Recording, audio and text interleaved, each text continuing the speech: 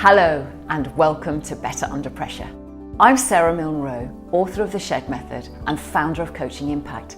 And in this podcast, I talk to leaders from all walks of life about being better under pressure and using pressure for better. I want to explore how we handle pressure in a world that is becoming more and more complex, the impact that pressure has on our ability to perform at our best, and what we do to be better under pressure. I was also very naive because I was full of the belief that I was far too young to lose my arm and not to be able to do stuff. So there is a way, I just have to find it. And it might be a little bit difficult and it might be a little bit painful. And if I fail, I can live with that. But I can't live with not trying. Mm-hmm. So if it goes wrong, we still have options. But if we don't try, we won't know. And yes, I might waste 2 years of my life trying to do something that's impossible, but it's worth a go. Today, I'm talking to Tamsin Addison, a member of the Irish Equestrian team for over 10 years now, who's enjoyed international wins on multiple horses, was placed in the top 10 in the last European Championships, and became a Paralympian at Tokyo 2021. Starting her career as a psychologist and undertaking a PhD on pain in sport, Tamsin was at the same time diagnosed with parosteal sarcoma in her right upper arm. Determined not to let bone cancer hinder her passion for horse riding, Tamsin became the first person in the world to regrow an arm bone. After working in the corporate world for 20 years, she was tempted to ride for her country and didn't look back. She now runs her own business, rehabilitating horses after injury or surgery, and combines that with competing at national and international equestrian events. In our conversation, Tamsin reveals why she changed her phone passcode to a specific number in the future, the mental and physical toll it took to regrow her right arm, and what happened when someone told her that her horse was watching Netflix. Tamsin, how lovely to see you, and thank you so much for agreeing to be on Better Under Pressure. No, that's really kind of you. Thank you. I'm delighted to be here. Tamsin, as you know, this podcast really explores how people experience pressure and how people work with pressure. And you as a para rider, I think is incredibly interesting for me because I've not had anyone on the podcast with your background before. So could you please start by sharing the first time you experienced pressure? I've always been really good at putting pressure on myself. It started pretty early. I think probably the best example is when I was quite small, probably 7 or 8. I had a competition and we were away at a camp. And the competition was on the very last day. And on the last night before we finished, there was a disco dance. And it was a really big deal as an 8-year-old. You know, I was really excited about it. And it was marred by the fact I had a competition the next day. Now, I have to put it in perspective. The competition was tiny. It was a really small, insignificant, not important to anyone little thing. And yet I found myself putting myself to bed early because I wanted to be on good form for the competition the next day, which looking back on it is ridiculous. But I realised then that I was already pressurising myself to do my best and not to let the side down, even at a young age. So I think it started quite early. But it sounds like it was a good feeling. Well, I went to bed and I felt like I was missing out because I could hear all the music going on and I couldn't get to sleep because I wasn't settled and couldn't really concentrate on what was going on. So I was listening to the music and I don't think it put me in a particularly good place, but I had tried to make myself in the best possible frame of mind for competing the next day. Yeah. So that was your first sort of relationship, understanding it and thinking this is how I'm going to deal with it so that I can show up in top form. Yeah. Yeah, exactly. And has that continued, Tamsin, for you? Yes. I plan way ahead of my competition. So I know that one of the things that I really like in competition is my safe space in the lorry. So the only people who come into the lorry without invitation is my groom and my trainer. And I have a keypad on the outside, which means that they can come in and out as they want. Anybody else has to knock. And that means that I can suss out who's outside before I invite them in because it is my safe space. So planning going to a competition, I will plan all the meals in advance. I've got a massive, great big freezer. And then if I don't want to be social and I don't want to spend time with people, we can eat in the lorry and eat well. And I often don't like the food that's available at shows, and you never know what you're going to get. And sometimes it's late, and sometimes it's not running, and I'm vegetarian, or sometimes it's a burger. And so for me, it removes a whole load of stress to know that I've got a freezer with all the meals planned out. And, I can, in the morning, I can say to the guys, right, the menu is this. Which of these things would you like? And then the next night, the menu is this, minus whatever we had last night. You can now choose from what's left. And that, for me, helps me manage. It gives me a space at the end of the day where everything is organised and together.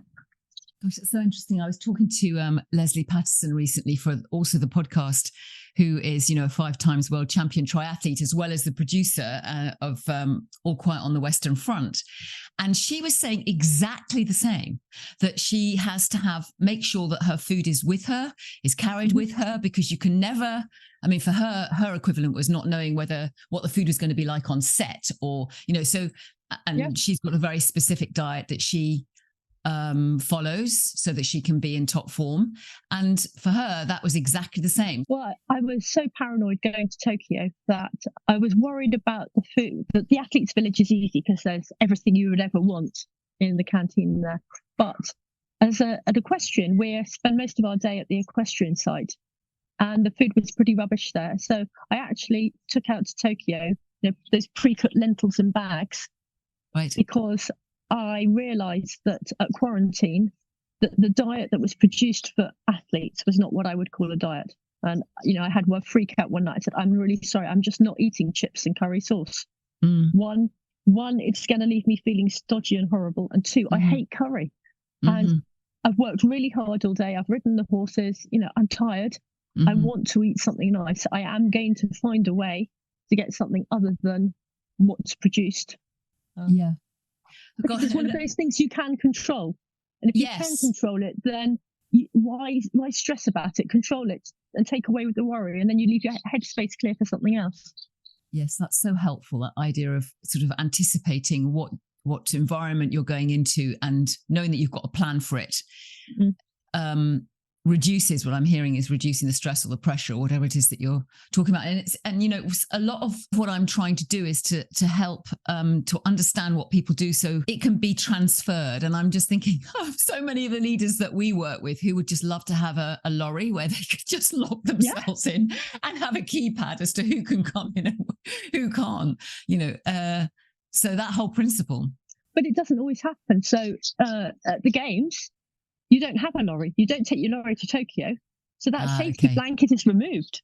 Yes. And once you're on site, yes, as a rider, you've got your own tack room. So we sort of had a code, which was, if I'm in my tack room and the door's shut, I don't really want to see you. But you can't hide because there are bars. So we threw rugs up over the bars so that it was relatively private. But, if you go to a big championships and you go as a team, and all the horses are going in one lorry, you might not have your own space. Right. It sounds like space is incredibly important to you in terms of managing pressure. Would that be right? Yeah. It's one of the things as a team we talk about. What does the rest of the team need to do to be mindful for each of us when we're competing? And I prefer, if I'm getting ready in the stables, I prefer to have all my teammates out of the stables. I don't want to discuss what we're going to do tomorrow night or what tactics we're going to use for the next test. I want to focus on the job in hand just for an hour before my test. I just want to talk to my trainer. I want to talk to my groom, but I don't want to be disturbed by tittle tattle and bits and pieces. That's the really fun part of the competition, catching up with people, but not at that point in time. And I think the routine of going into my own space beforehand is important to me. Yes. But the routine is also very important. Say more on that. I will, the night before a competition, I will sit down and do a plan with my team, and we'll agree what time we're feeding in the morning, what time the horse is being prepped.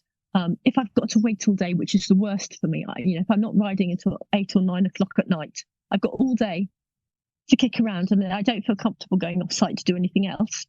And that's the most anxious time for me. but we will plan the whole day, and I'm going to have lunch at such and such a time, and I will lay out all my clothes ready at such and such a time, and I will get ready to go and get on the horse at a particular time. And all of that is laid out, and I agree with the groom and with Joyce, and we agree who's going to do what. And then when I'm feeling stressed, I just revert to plan. So, right, it's 2:30. My plan says I should now be resting, which is really difficult. But I do what Simon calls enjoy the slumber. So whether that's something mindless on my iPad, or flick through, I don't flick through messages, but I might flick through photographs, or I might try and read a book, or I might just gaze out of the window, or whatever. But I know that's what I should be doing, and I don't have to think hard about, do I need to do this? Do I need to do that? Because it'll say 2:20, start getting dressed. 2:45, leave lorry, walk to horse. And then I speak to the trainer and I speak to my groom and go through the pre-competition checks, which will be, did you put the massage pad on him? Yes, Tamsin, I did. Have you done such and such? Yes, I have. Have you checked there's a number on both sides of the saddle cloth? Yes, Tamsin. Yeah. And it's frustrating for them, but for me, I don't have to think when I'm walking in, oh God, have I got a number on?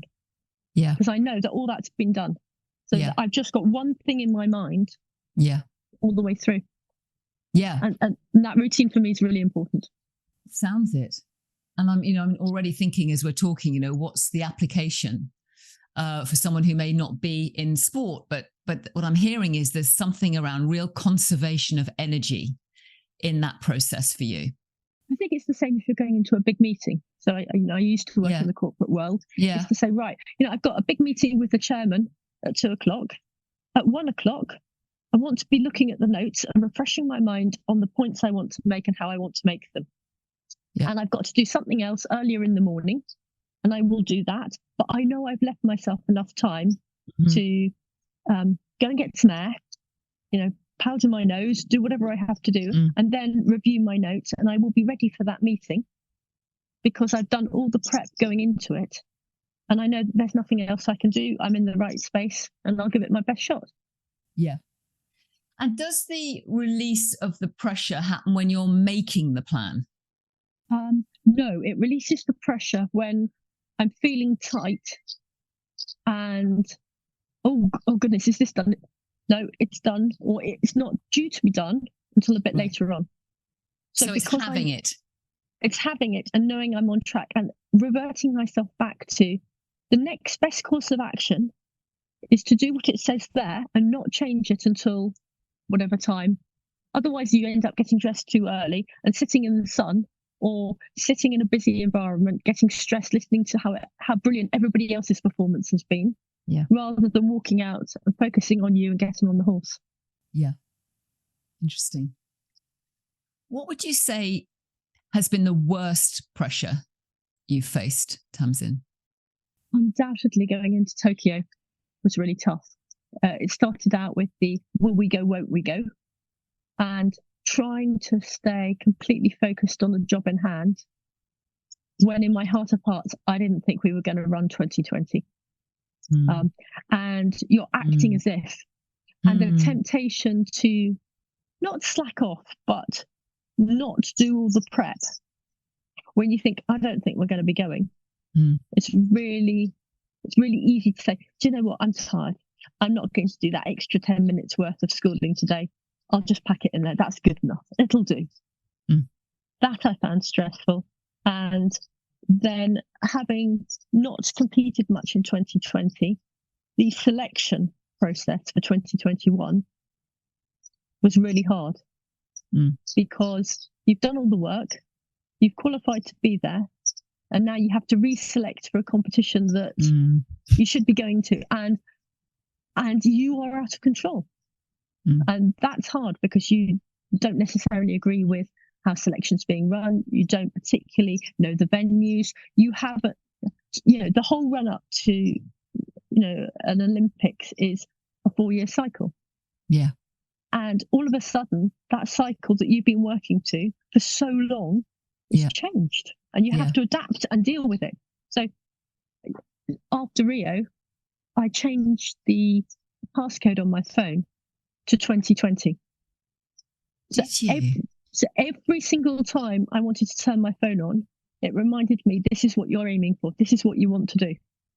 So first thing in the morning, when you look at your phone and you put the passcode in, it's like, what am I going to do today to get myself to 2020?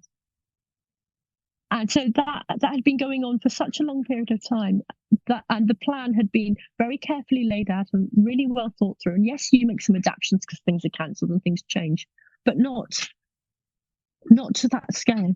And I found that really, really, really stressful. Yeah. To the point where a couple of times I thought, I don't want to do this. After all this, I don't want to go. I want the certainty of knowing what's going to happen now. Yeah. So the sort of the lack of decision really exacerbated the feeling of pressure. Yes. And yet your decision to put 2020, that's so intriguing around, just to remind yourself every day that is that. What did that do to you? Did it literally, even though you didn't have the decision of whether Tokyo is going to happen or not, what did it do? I think part of the problem was that you can't plan anything. So you can't think further ahead because you don't know what's going to happen. Mm-hmm. So somebody says, I don't know, it's my 40th birthday. Well, I don't know whether I'm going to be here or not. And by saying, I'm hoping I'm going to be in Tokyo, you feel that you're being presumptuous. Mm-hmm. And I don't want to tempt fate and I don't want to be presumptuous. But the indecision of not being able to plan anything is kind of tough. And, I've got a business to run and all out here needs managing. So I'm thinking, do I bring in a manager to manage while I'm away? Yeah. What do I do with my other horse? Yeah. And all these things need planning way in advance of whether you know you're going or not. Yes. So you're sort of running two streams. Yes. And your brain is working on will I go, won't I go, all the time. Yeah. Yeah. And if you had to say, you've said one, which is the code in your phone. Was there anything else that really helped you through that period? Yes, I had a really tricky situation at the beginning of 2020 where the coach I'd been working with for years, we had a difference of opinion and we decided that it probably wasn't going to work going forward, which is not your classic strategy for going into a big games, having worked with someone for 6 years, to decide that now is the time to make such a huge change. And I found that deeply stressful and very worrying.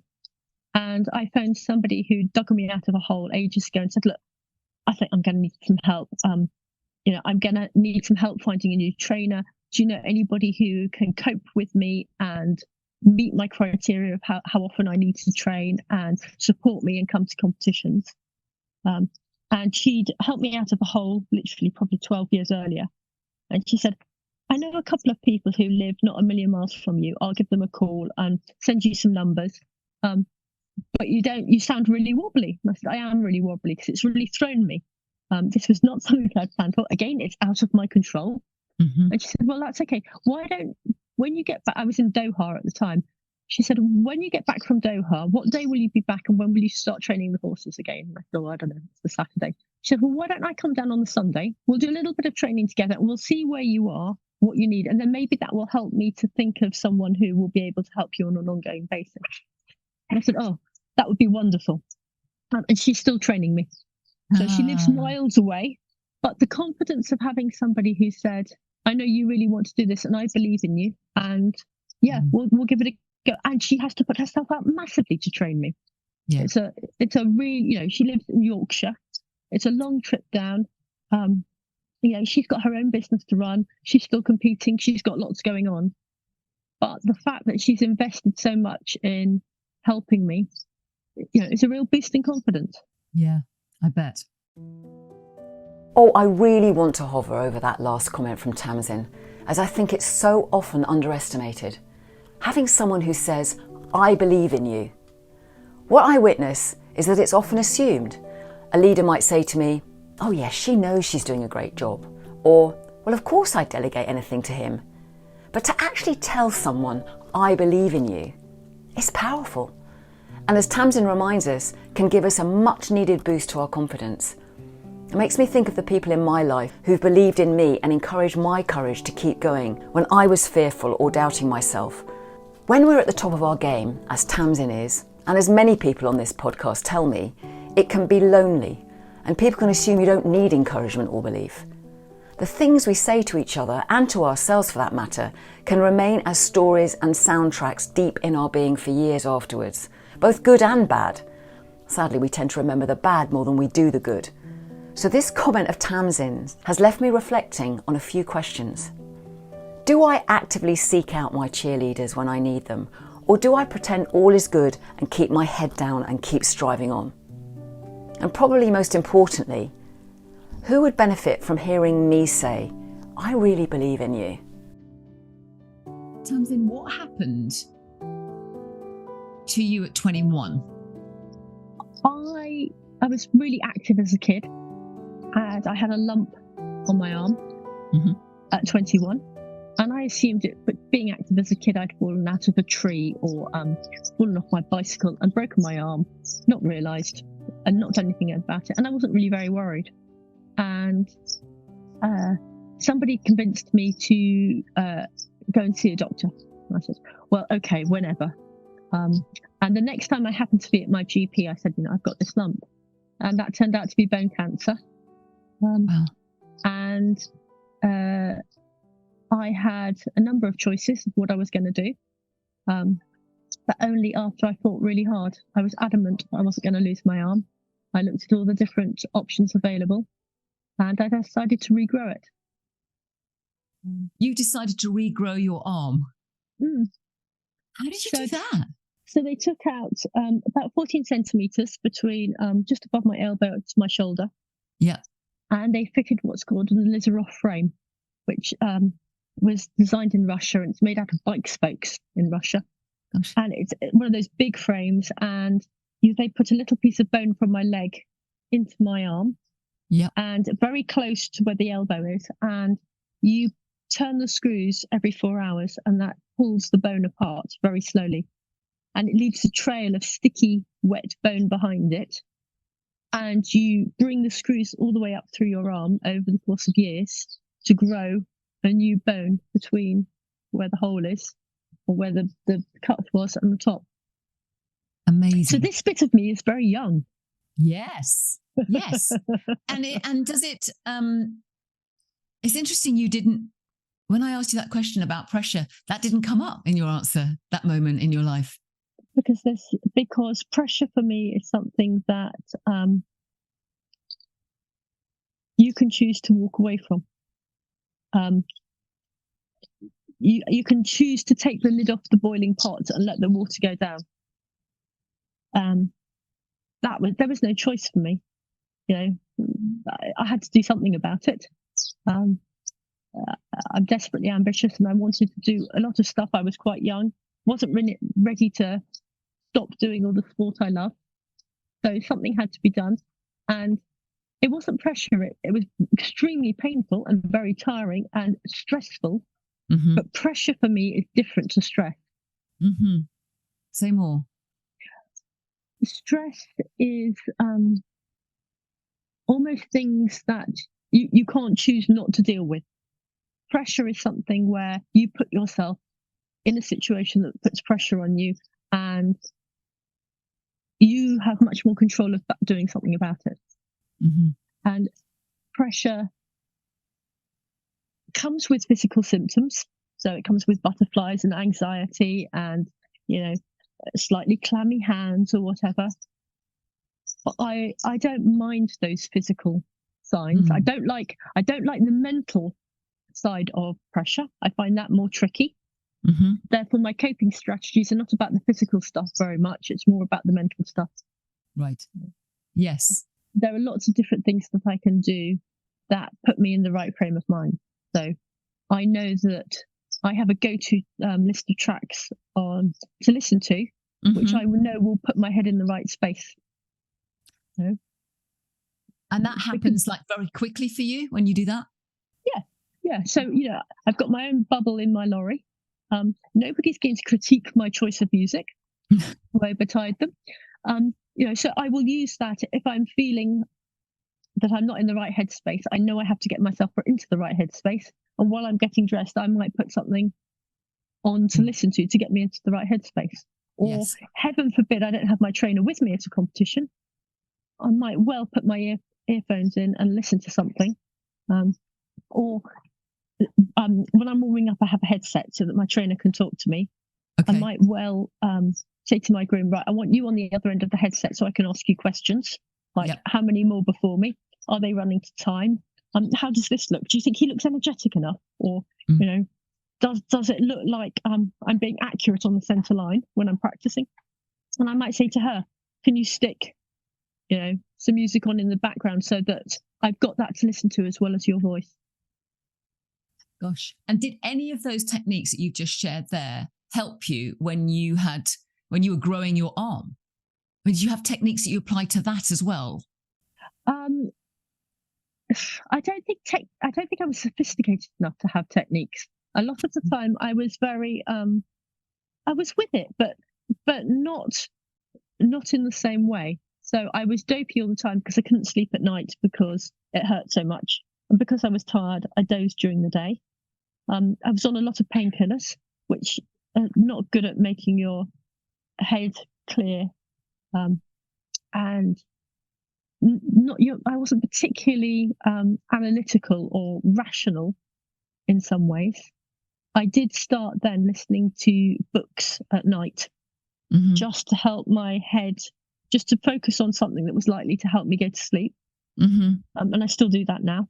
I never go to sleep without listening to something. But I suppose what I'm hearing in that story about your arm, interesting, you said it wasn't pressure. It was something that was out of my control. So therefore, it was a different response that you gave to it.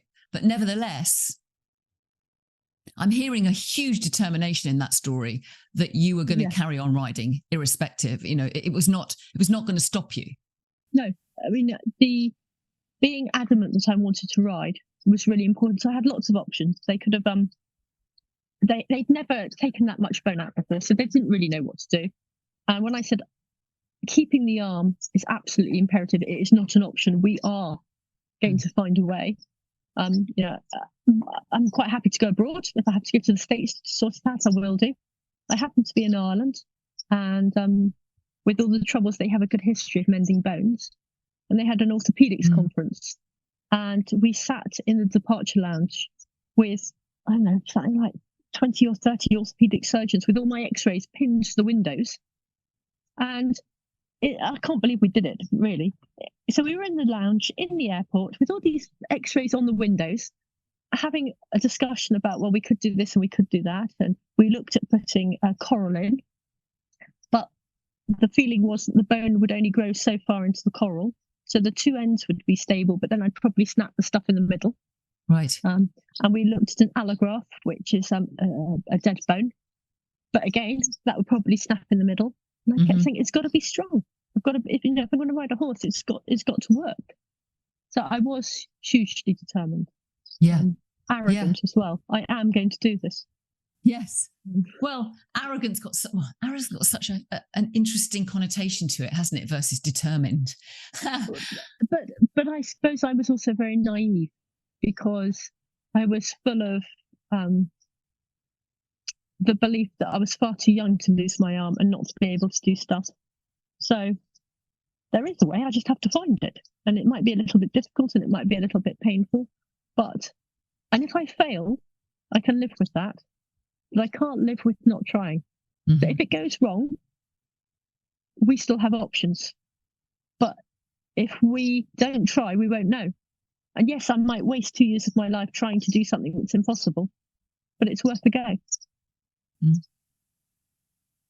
And has it stopped you in any way? There are a few things that I can't do. Two main ones. One is to change a light bulb, because you need both hands above your head, and you can't do it in your lap, otherwise your top half is normally in the ceiling. So that's a bit tricky. And the other thing I can't do very easily is to carry a tray of drinks. Mm-hmm. But my husband says that shouldn't stop me going to the bar and buying the tray of drinks and getting somebody else to carry it. But I can find a way to do almost everything. Yeah. Amazing. You learn different adaptation techniques. So, for example, in my kitchen, you wouldn't know if you walked into my kitchen, but there are counters at different heights. So I've got one round at the end that's much higher that I use for writing on, or for fine tasks that my arm needs to be up for. Mm-hmm. I have a massive, great big thick butcher's chopping board because it aesthetically looks nice, but it also raises the height of a normal kitchen counter by about 2 inches, which makes chopping much easier for me. Yep. And then everything else is at normal height. And it means between those 3 heights, I can do everything. And the work surfaces are granite, deliberately, because then if I take something hot out of the oven, I can put a oven glove over my knee, slide it from the oven onto my knee, lift my knee up, and then push it onto the top without dropping it. So if I lift a big lasagna out of the oven or whatever, I don't really want to throw it on the floor, which might happen. So then I found a way of just balancing it on my leg, and then it's stable. Mm-hmm. This arm gives way. So I can do almost everything. There's very few things that I can't do. Amazing. Great story. So that's been so helpful hearing the sort of strategies you apply to yourself in terms of pressure moments, and planning seems to be a huge sort of contender in that. How do you manage other people's pressure? Because presumably either in your business or, pre-competition, there's pressure that builds for others around you. And this is a typical question that we get asked a lot is, how do I, to me, it's not a pressure situation, but for 3 people I'm working with, it is. And, they're spiraling in this way and I'm not.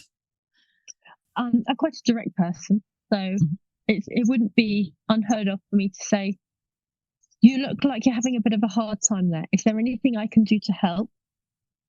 Whether that's make everybody else go away or actually physically do something, or would you like somebody just on standby that can help you if something goes wrong or you've forgotten something?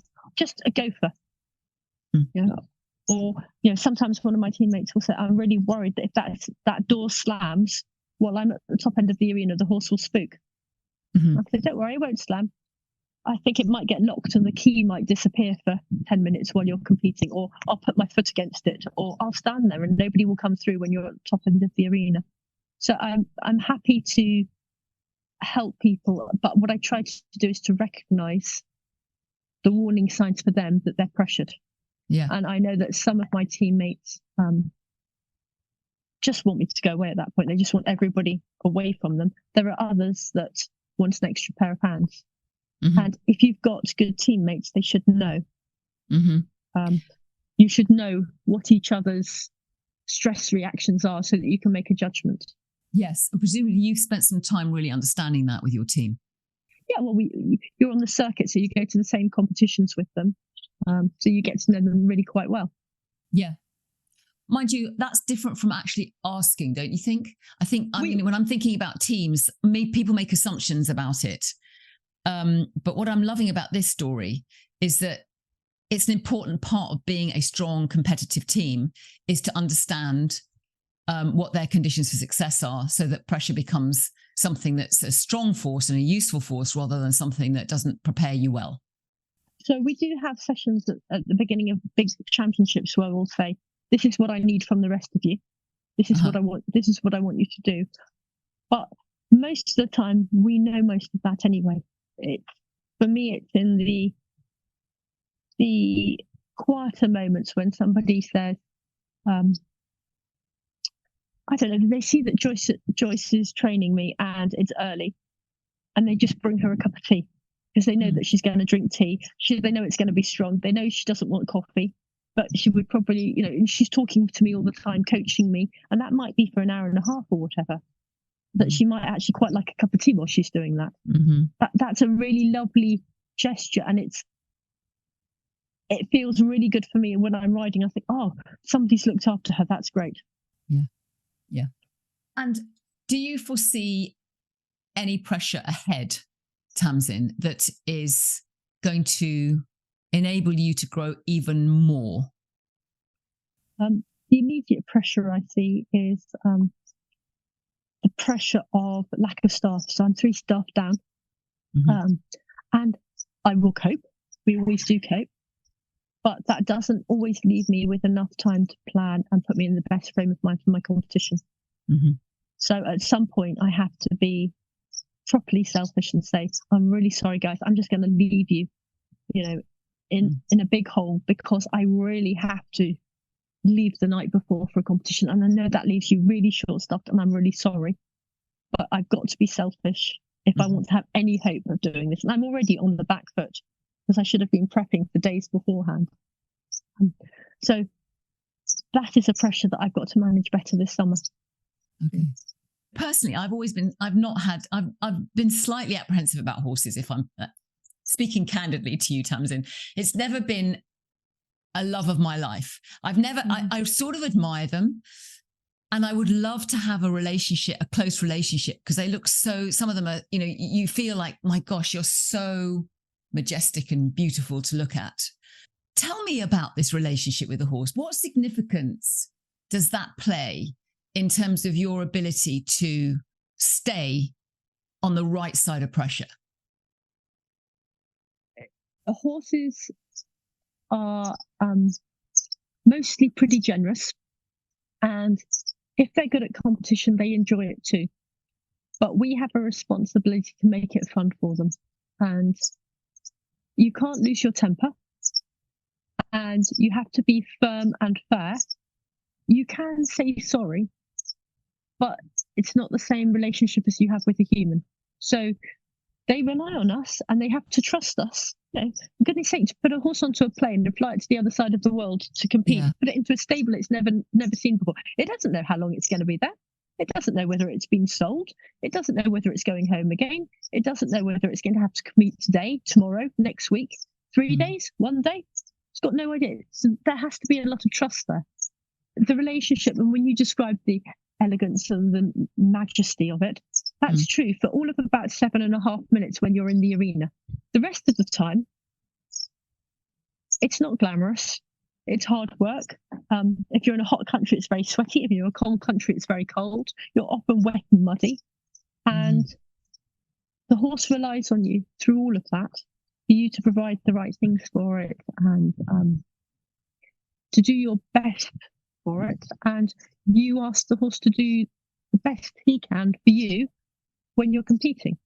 And so the relationship is one of understanding and trust.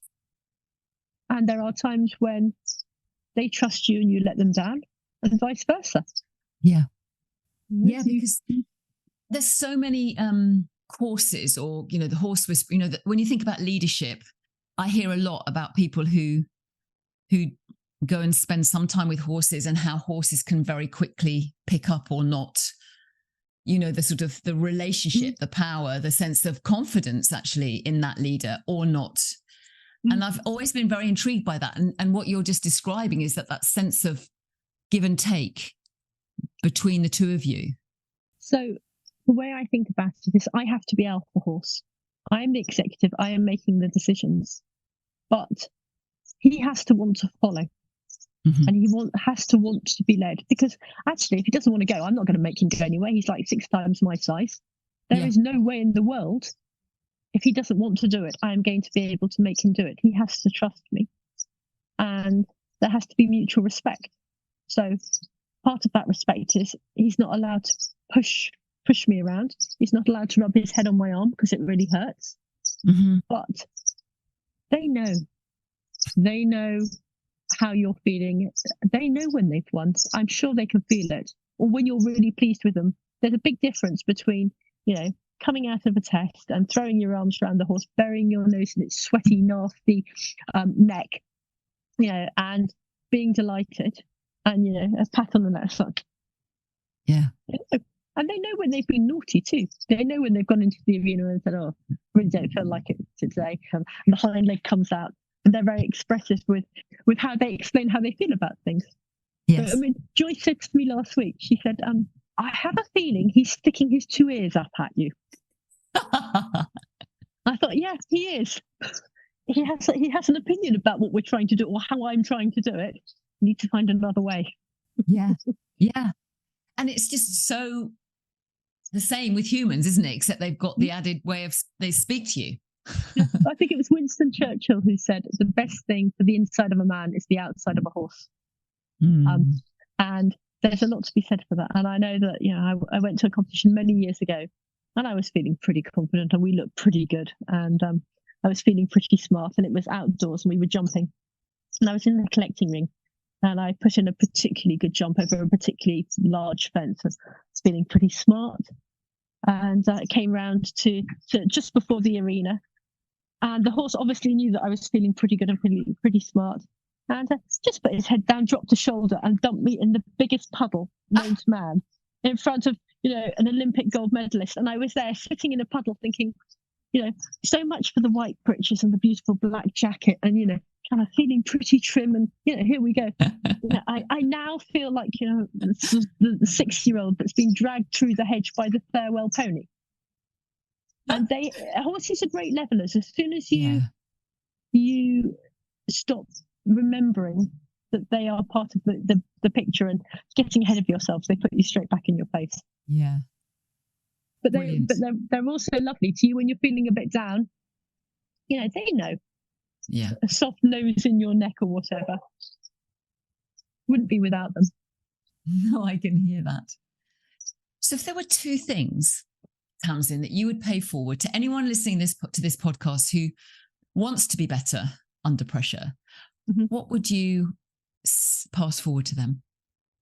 I believe that pressure, there's a pressure model called the catastrophe model, which when I was a sports psychologist, we used to do a bit with. I'm sure it's very dated now and I'm sure it's been updated, but for me it works. And it's about the pressure builds and builds and builds. And actually, we all need some pressure to be at our best.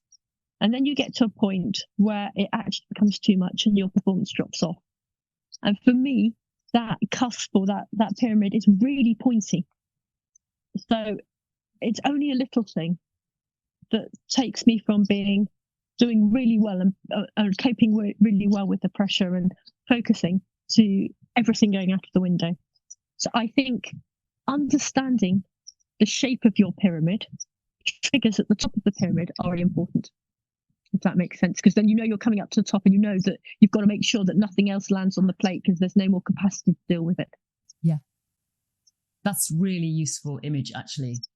And it's made me think, you know, how people actually, what the shape of their pressure is. And whether some people, you know, if you've got a slow curve, it feels much more possible to stay in control of it. But the sort of peak and then the sudden drop has a whole different impact, doesn't it? Do you see when that's happening for you, Tamsin? I do now, yes. It's taken me a long time, but I do now. So I know that I become flitty.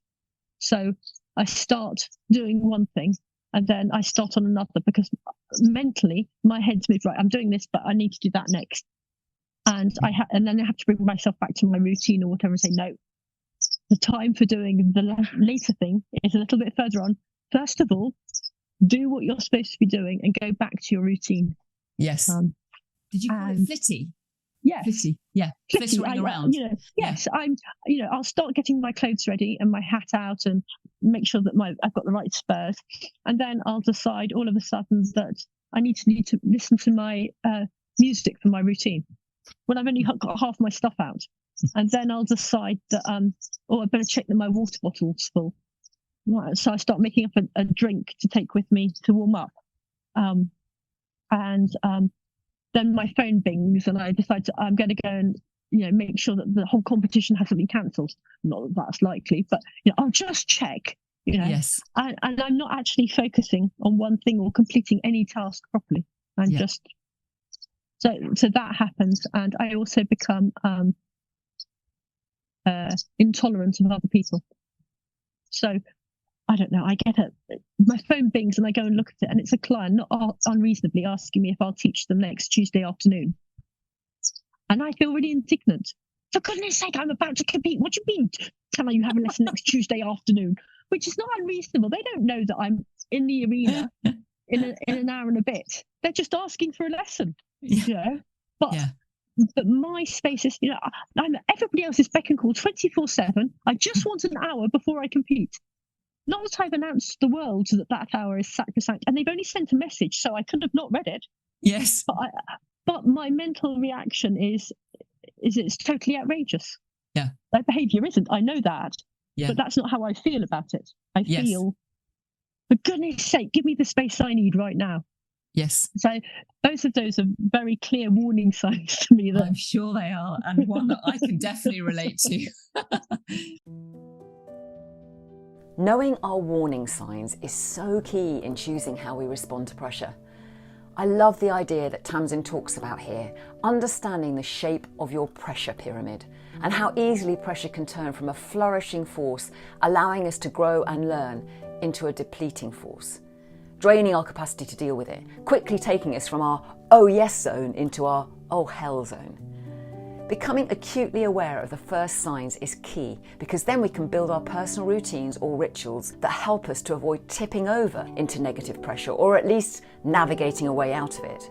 Here are a few ways that Tamsin's mentioned so far that make a difference to how she sets herself up for success. Firstly, having her own space. This is hard for a lot of people I work with at the moment, creating quiet thinking space, stepping away from interruptions and noise. We may not all have a trailer with a keypad that only a few people know the combination to, but there are ways we can all create space if we choose to. A bench in a park, a walk around the block, an empty meeting room. Know what environment makes a difference for you to create your space. Secondly, planning her food. Tamsin's the second person on this podcast who's mentioned the rigour of planning what she eats and when. If you know that eating specific food makes a measurable difference to your energy, why would you compromise that if it's within your control? Thirdly, I love her mantra, enjoy the slumber. This reminds me of what neuroscientist David Rock calls downtime. Never underestimate the value of downtime, which is tricky in a world where we're seduced into being on all the time. Rock describes this downtime as anything non-goal focused. Reading, a mundane task like washing the dishes, or just literally sitting down for some time on the couch, zoning out. This allows our minds to wander and reflect, giving our brain time to recover, allowing space for the unconscious connections to come to the surface, to solve complex problems. I remember Anna Rafferty in episode 7 mentioning how she would download her problem into a voice message to herself and then go and bake a cake. And finally, creating a daily positive trigger. In Tamsin's case, changing the passcode on her phone to 2020 to create a daily prompt to boost the motivation to keep training for the Olympics despite the uncertainty. So many ways to prevent herself from tipping over into unhealthy pressure. And of course, we don't all need that many, but if we can work out what does that for us, it's really valuable to build into a habit so that we can stay better under pressure. What would be your second pass forward, Tamsin? The second one has to be putting it in perspective, because actually what I do is the be-all and end-all of my world, particularly for that month or that year or whatever. This competition is really important. And yet I know that if I look back 3 years, I can't remember which was the most important competition. So I have to keep it in perspective. And Joyce says two things to me, which remind me that I have to keep things in perspective. Especially when I'm working in and I can't get something right and we've tried it 3 or 4 times and it's still not working. She'll say, Tamsin, it's only a game. And she's right, it is only a game. And there are lots of people with far more pressing things than whether my right half pass is going to be, a flowing, beautiful, accurate, bendy work of art, or whether I lumber across the arena and end up E by luck or by hook or by crook. Yeah. And the second thing she says, which tells me that I really do need to, think about getting it in perspective, is, are you having fun yet? Great question. Are you having fun yet? And someone will say, no, not really. She said, I didn't think so. And then she'll say something like, and that's not much fun for us either. And I'm like, yeah, you're probably right. Right. But she's she's got a very good handle on how to deal with that. She has a great tone of phrase down the headset and things. You know, she will sometimes say things like, the pair of you look like you're on a tandem, and you're on the front of the tandem, steering and pedaling like mad, and sweating buckets and worrying about the line that you're going down and the strategy of the other people on the bikes next door to you. And your horse is sat on the back of the tandem with his feet up, and he's watching Netflix and smoking a fag. Do you think you ought to join in and play nicely together and put a bit more joint effort in? And that will make me smile. I think, yeah, this is the game. And if it's not fun for my team, and that includes the horse, yes, he's not going to do his best either. No, so that's such a good analogy. Yeah, trying to keep the perspective of, you know, even the Olympics is only a game. Yes, it's an important one, and yes, no, don't get me wrong, it is serious, and I do try really hard, but it is only a game. Yeah, and everybody who cares deeply about me will still care about me, whether, you know, I go in and forget the test or not, and they will be disappointed for me, not with me. And the people who don't feel like that probably shouldn't matter to me. Wow, that's very helpful. And actually, it's made me think, as you've just been sharing that story, particularly the analogy of your horse sitting up with their feet up and not really caring about the competition. Well, horses don't have ambition. They don't wake up in the morning and go, you know what, I really want to go to Tokyo 2020. They wake up and go, God, I hope we're going to be going out soon because it's really nice weather and I'm really hungry and that grass looks really good. Oh, she's got the saddle and bridle. That's a shame. But, you know, they don't have ambition. It all comes from us. Yes. Tamsin, thank you so much. What an interesting conversation. I've learned a lot through this. Thank you. Thank you. It's been a delight. Thank you so much for listening to this episode of Better Under Pressure with me, Sara Milne Rowe. If you enjoyed it, please do subscribe and let us know what you found useful or what you'd like to know more about. Our aim is to share as many examples as possible of what people do to manage pressure for better and turn it into a positive relationship. If you're interested in any of the practices mentioned, check out my book, The Shed Method, or alternatively, you can find us at Coaching Impact or me on LinkedIn and Instagram. I'm now going to follow my own advice and, like Tamsin, be properly selfish. I'm going to take August off, and I hope many of you can too. I look forward to talking to more interesting people in September to find out how they are better under pressure. Better Under Pressure was produced by the fab team at Smart Cookie Media. Thanks for listening, and until next time, goodbye.